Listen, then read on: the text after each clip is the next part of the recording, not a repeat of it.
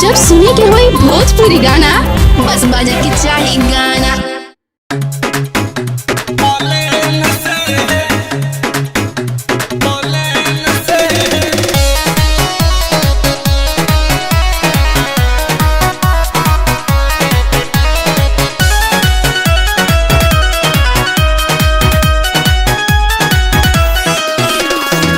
भागे के भागनी हम अपना घर से, कापे करे जा बड़ी पापा जी के डर से। अरे जब नहीं था कूदी तो क्यों लंका में कूदी। भागे के भागनी हम अपना घर से, कापे करे जा बड़ी पापा जी के डर से। अब हमरा के तू पहुंचा दो, अरे सही सलामत बैठा दो घरवा फेन से। अरे काहे रे इतना डर काहे रही है, हम समझ ना है। ना हमरा बहुत डर लगता, पहुंचा दो। लैलियो तारेन से रे सुगिया, घुमैलियो पलेन से। लैलियो तारेन से रे सुगिया, घुमैलियो पलेन से। दहजियो पपैठ गइली हमरे ही बेन से।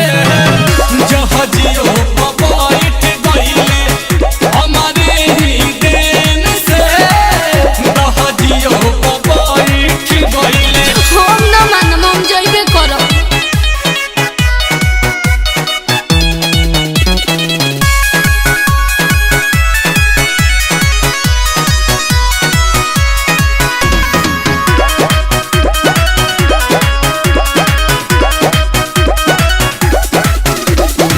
कि भागे के प्लानिंग पहिले तू ही रहल कइले।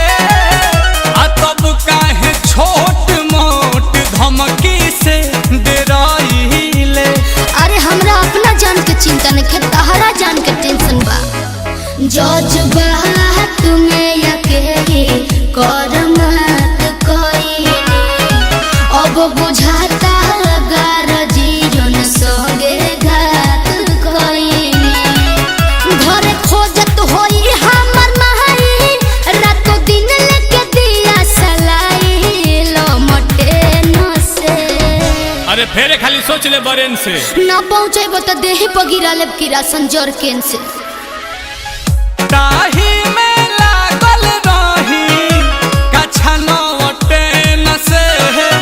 ताही में लागल रही कछा नवटे न से। आ दहजियो पपैठ गइले आ हमरे ही बेन से। जहजियो पपैठ गइली हमरे ही बेन से। कि हवा में उड़ली हले।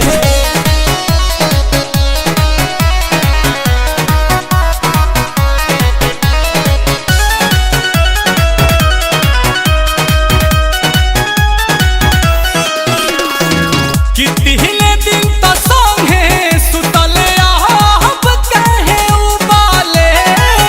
बाहर संस्कारी घर के चिंता में डूबाले।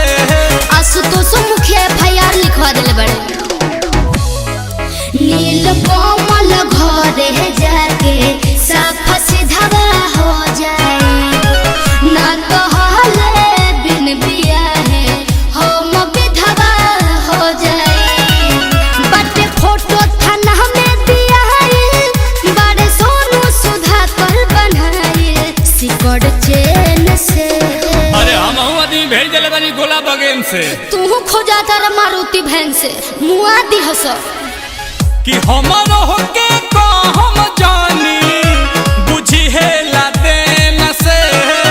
कि हमर होके हम जानी बुझी है लादेन से। आ दहजियो पचढ़ली हमे कि हमरे ही बेन से। दहजियो पपैठ गइली कि हमरे ही बेन से। हलै तो पे चढ़ली हले। ए जा हो तार गिद्ध के जनम छोड़ा दे हनी। हट लैली